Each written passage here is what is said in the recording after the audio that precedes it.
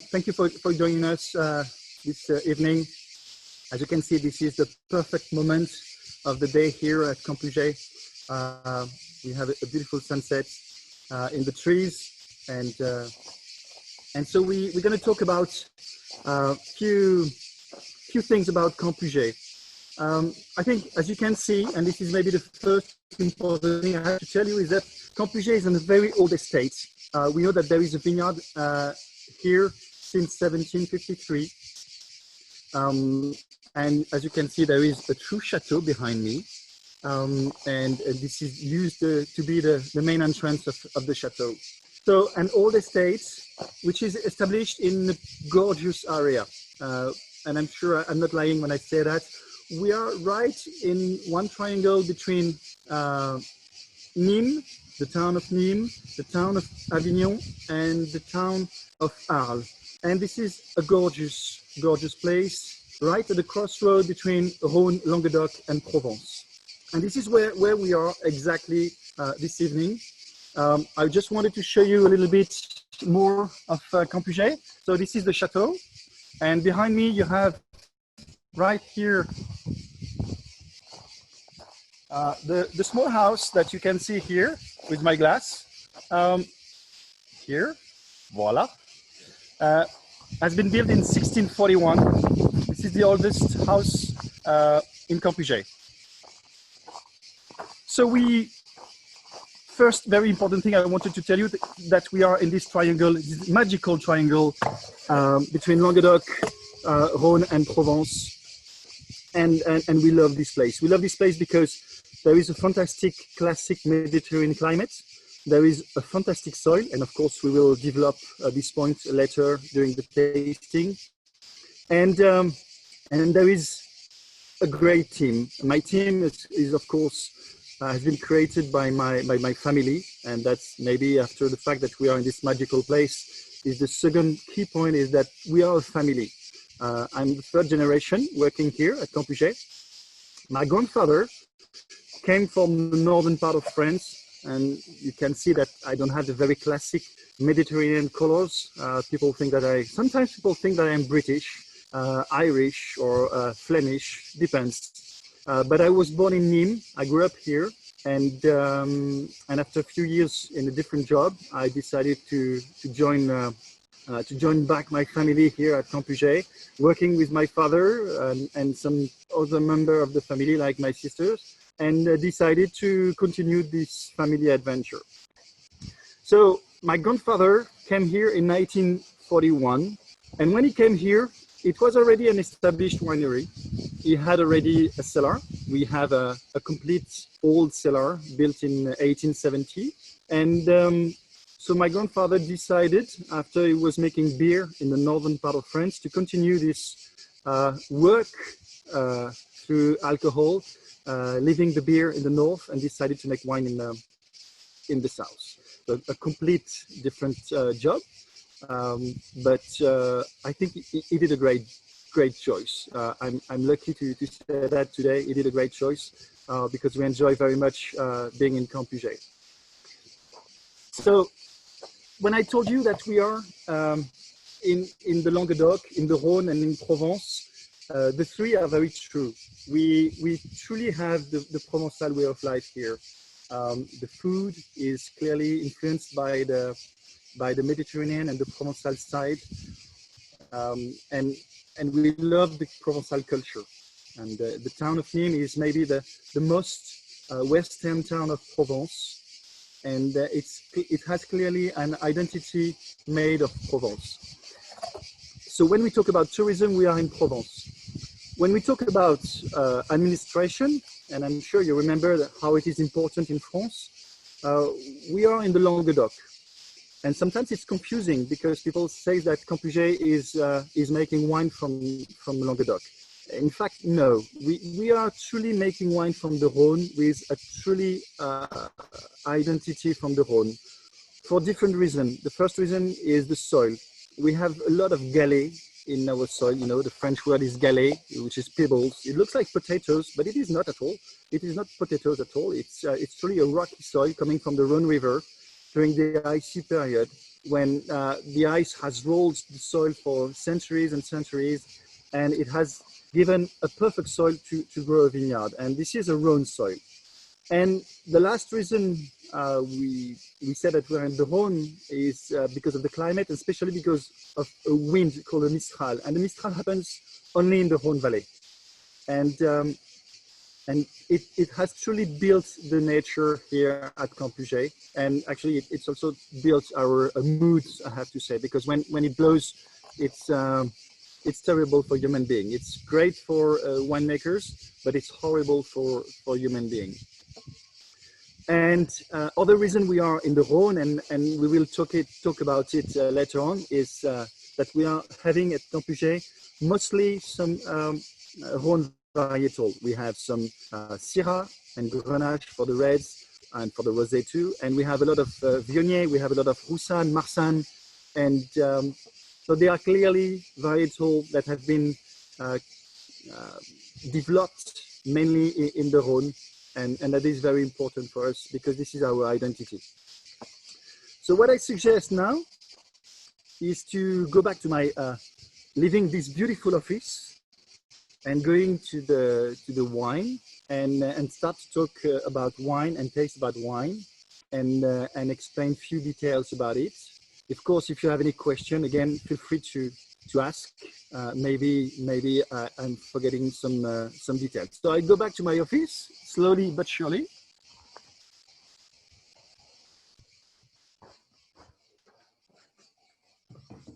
Et voilà. Back in business.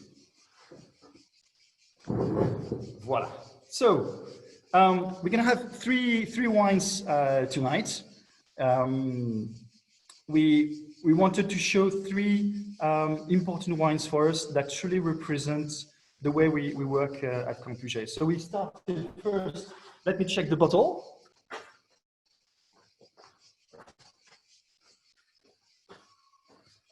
Here, voila. So here is the Campuget 1753 Viognier. Whoops. What's wrong here? Voila. Voila. Campuget 1753 Viognier. So this Viognier, you know, when you tasted Viognier from all over the world, especially sometimes when they come from California,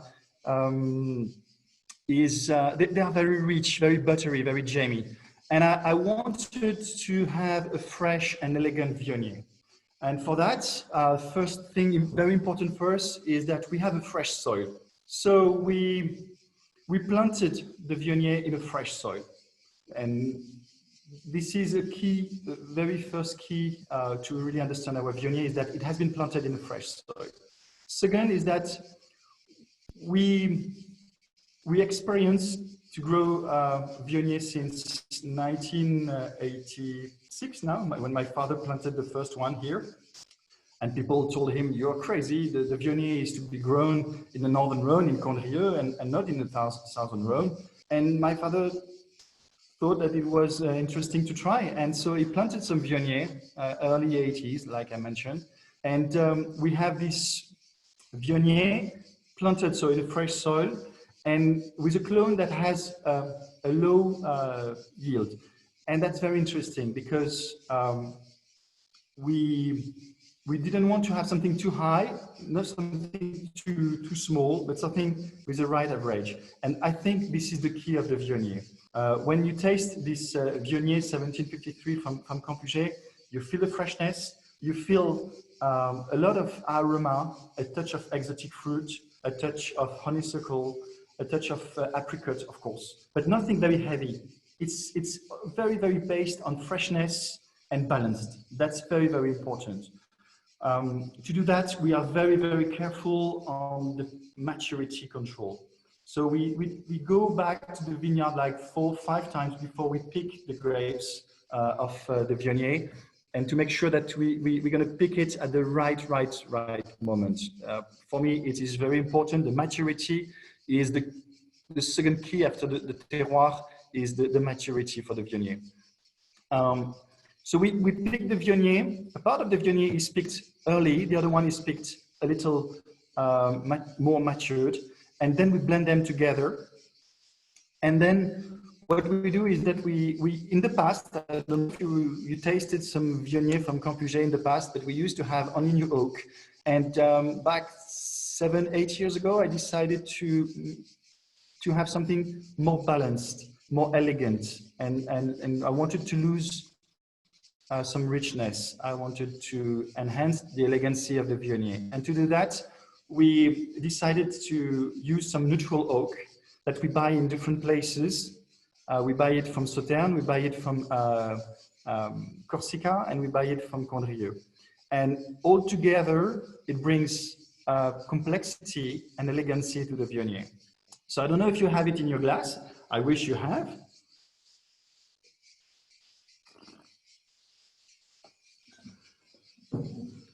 But you can feel, like I told you, the exotic fruit, passion fruit, a touch of apricot, but nothing too rich. And you have a touch of smokiness, but no vanilla at all, because I didn't want to have any toast, a heavy toast in the wine. Again, the idea is to keep and save the Viognier in the bottle. And that is very important.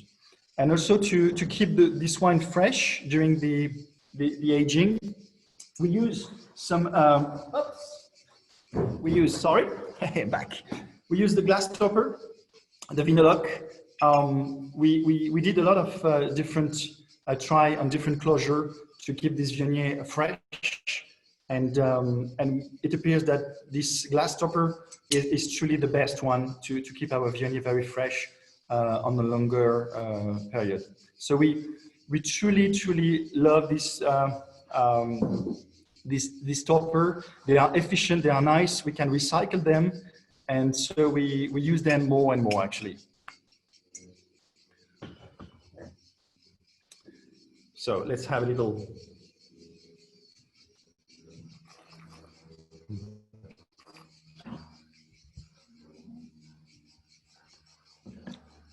Yeah, I particularly like to tell you a little story about this Viognier. 10 years ago, not 10 years ago, sorry, it was 6 years ago. Time is, I'm going too fast. So it was 6 years ago. We did participate to one competition in New York, a small one, but it is a funny one. This is organized by the Oyster Bar at Grand Central Station. And every year they organize a competition to find the best white wine matching Eastern and Western oysters. And I am a big fan of oysters, I have to tell you. And so this year, we won the competition. And honestly, I'm not sure that you and I would have thought about Viognier matching oysters, but this one is so fresh and so elegant that it matches oysters without any problem. It never goes over the oysters. So it's a nice pairing. If I have to recommend you one pairing, I love this Viognier with oysters because it enhanced the salinity, the saltiness, like you say in English, and salinity in French, of the oysters, and I like it very much. Voila about this Viognier. Yeah. So let's move to the second wine here. Ladies and gentlemen, here is the Campuget Invitation Rosé, vintage 19. Okay. Screw top and rosé. So this rosé has been for Campuget in the last 12 years one of our best seller by far. I don't know why. Maybe it's because it's drinkable. You will tell, of course. So here we have a blend of Syrah and Grenache. It's about 60% Syrah, 40% Grenache. It's of course an oaked because we want to keep the whole freshness of both varietals.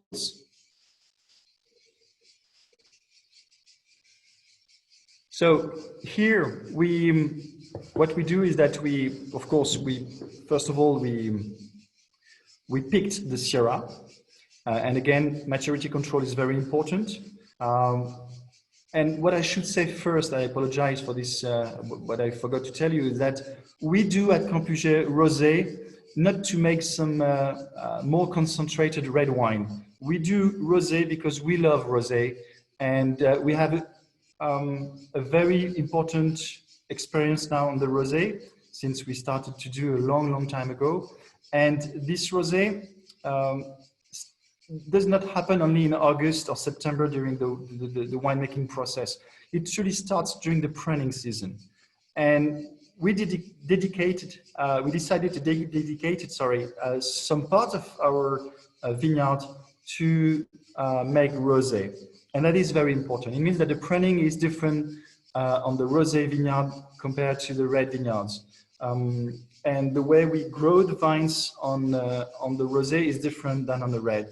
It's because we want to have more berries on the rosé to make sure that we don't have too much concentration, too much tannins.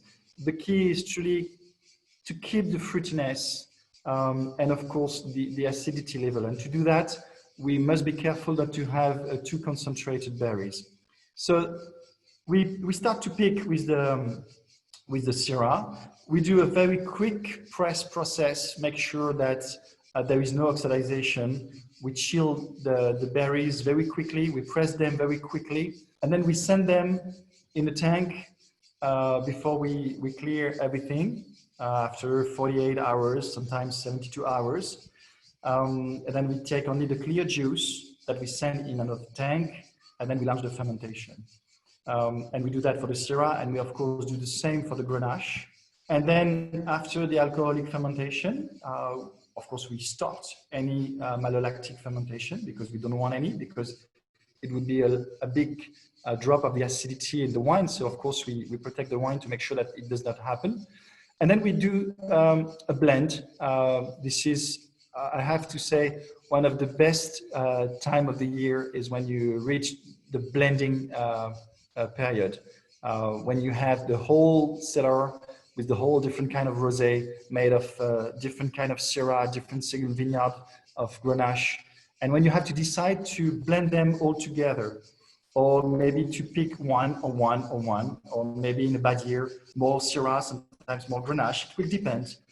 You know, we are working on something very alive, and the decision is difficult. But it is very important to, and a very important moment, and we love this moment. This is one of my best moments after the winemaking process. So this rosé, Syrah Grenache, a nice acidity. You know, this is a blend that my father created like 40 years ago. He had a very simple idea. He wanted to see people drinking wine, not only on Sunday, but the whole week. And so he made these blends, and here for the rosé, he just had an inspiration from our daily life. You know, you never forget that the rosé in this area of the world is part of our daily life since very long. Back 25 years ago, 20 years ago, some of our employees were allowed to drink rosé at work. Because it was so warm and so hot in the vineyard sometimes that it was the best way to refresh themselves, and also to have a less painful work. So when I say it's part of our identity, that is very true. And so my father wanted to pick this daily drink, but making more elegant and of course more drinkable with food. So you can have with food, as a food pairing, you have so many things to drink with a rosé. I like it during summer with a fresh salad. We have here at Campuget a nice with fresh tomatoes, fresh basil, and why not some fresh burrata? That's just perfect. It makes me hungry. I have to go at home soon. And also I had it during the winter. You know, it's often we identify the rosé with the summer, I love rosé during the winter because it reminds me that there is some sun into this bottle, so it reminds me the summer. So I like it, and I like it very much to pair it with a grilled salmon. You know, not too much sauce, but salt, pepper, and some fresh green vegetables, just shortly cooked, and the grilled salmon. This rosé pairs very well. Pairs very well with this grilled salmon.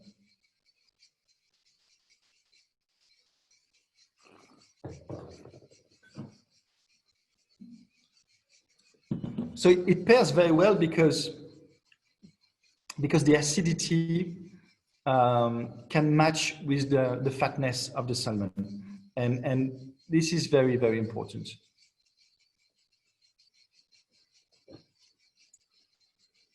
Of course, the color.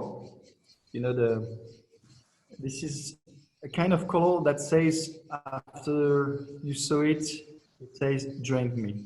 And we are very careful to pick this right salmon and slightly pink, very pale rosé. Beautiful. I had a quick question, Franck-Lin. Yes. The rosé, it's got a screw cap. Why have you used a screw cap rather than the Vinolok? So we have actually a rosé with the Vinolok called 1753 rosé, and the invitation rosé is a little cheaper. And so to make sure that we reach this focus on value for price, we keep the screw top on invitation range, actually on the red and the rosé and the white, and the 1753 has the Vinolok. The only problem that I maybe forgot to mention is that the Vinolok is quite expensive. So we can't put it on every single wine. We would love to, maybe in the future, if it becomes cheaper, but we will see. So that's why we have the screw top. It's truly a matter of cost. And also we do quite a lot of this rosé, and to go fast on the machinery, the screw top is better. I don't know if I've well answered the question. No, it makes sense. That makes sense. Okay.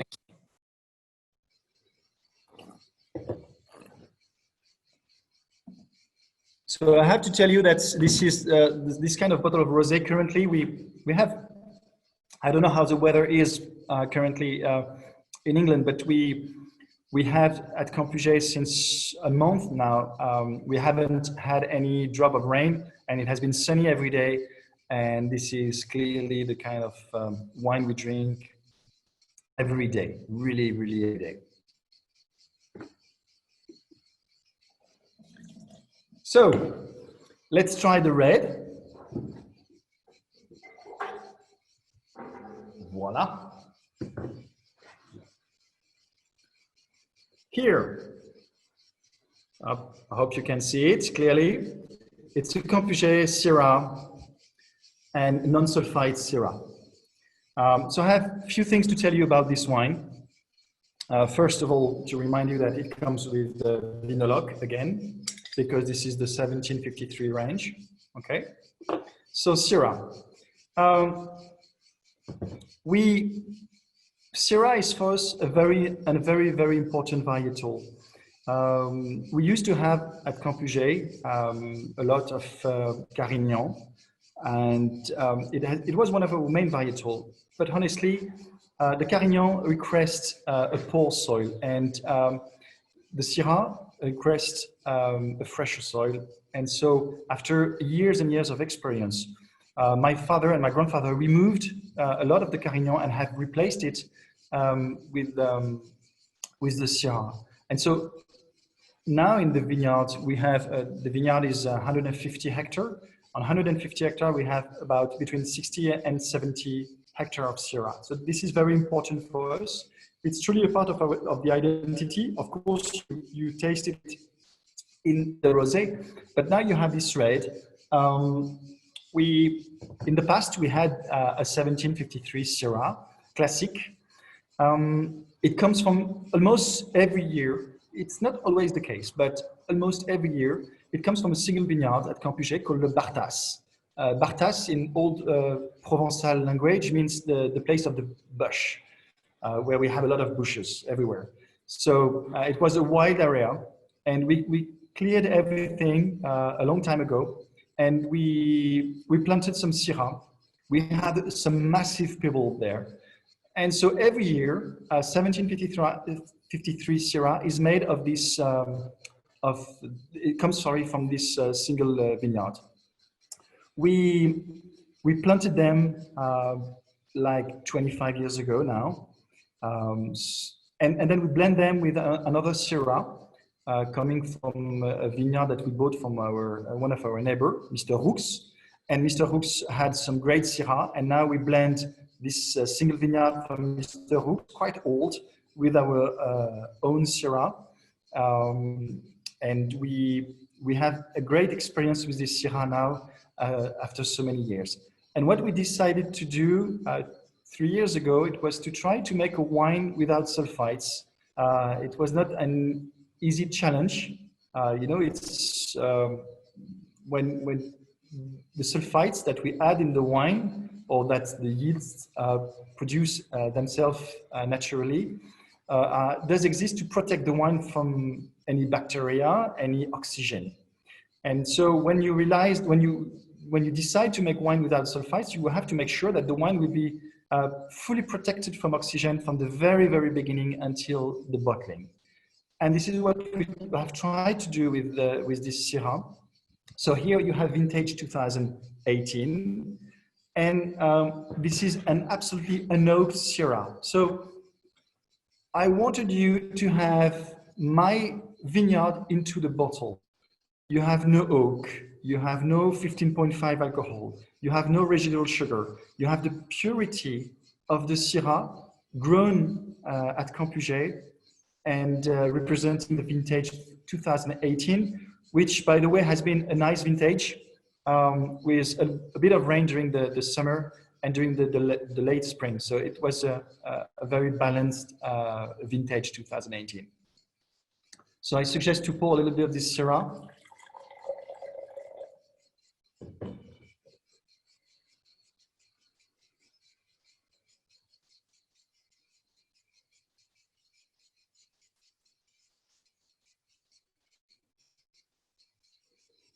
What, you know, I have to share with you one moment that I really love is when you are during the harvest season, you have to go in the vineyard to make a decision. Shall we pick or not?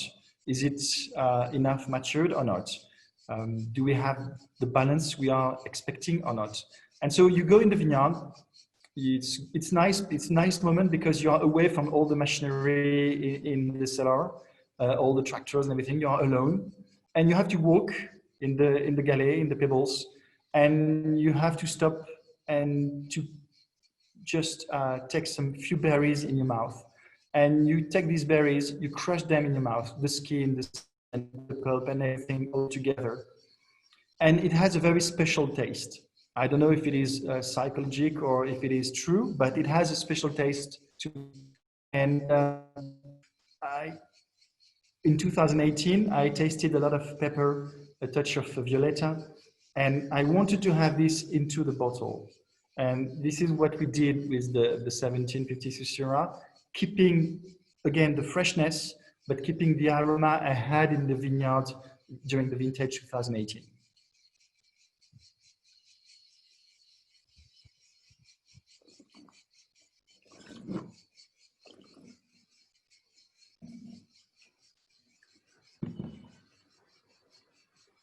You know, you can feel tannins, you can feel the structure, and it comes only from the berries. And this is what I truly like. Nothing has been added to this wine. And even the smokiness that you have comes from the juice and the berries. And that's truly the beauty of this wine.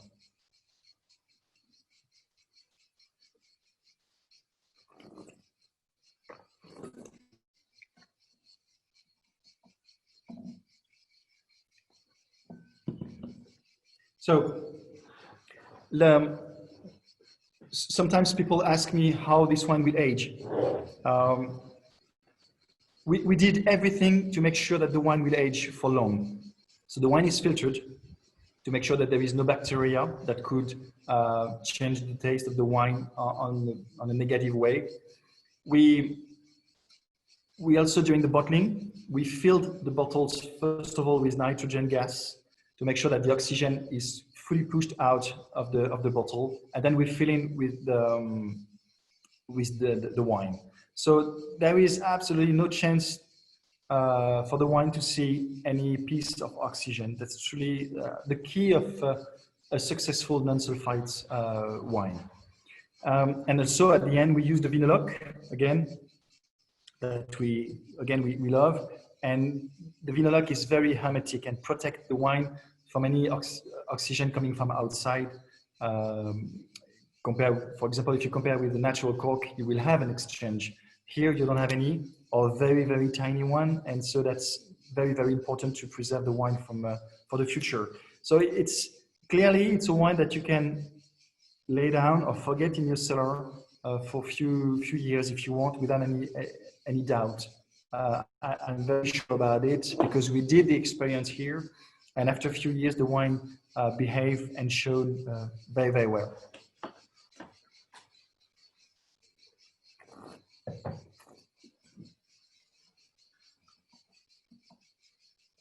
In terms of food pairing, do you like chocolate cake? I love chocolate cake. So I truly recommend you maybe with a tiny touch of bitterness in the chocolate, so nothing too sweet, but I like the match of the cocoa and the Syrah. So this is a very personal tasting that I share with you. But yes, a nice little touch of bitterness in the chocolate. If you are more classic, you can of course have it with a nice piece of beef just grilled. If you started the barbecue season, you can of course use it for a barbecue.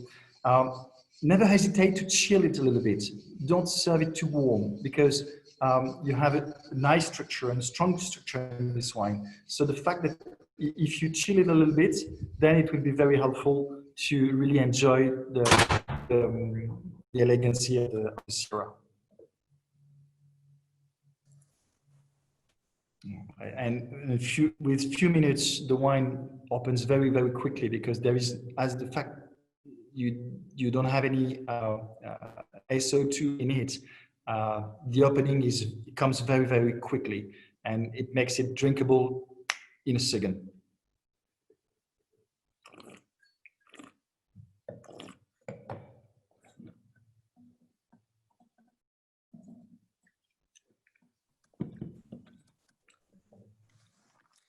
We've had a few questions come in, Franck-Lin. Yes. Another question about Vinolok.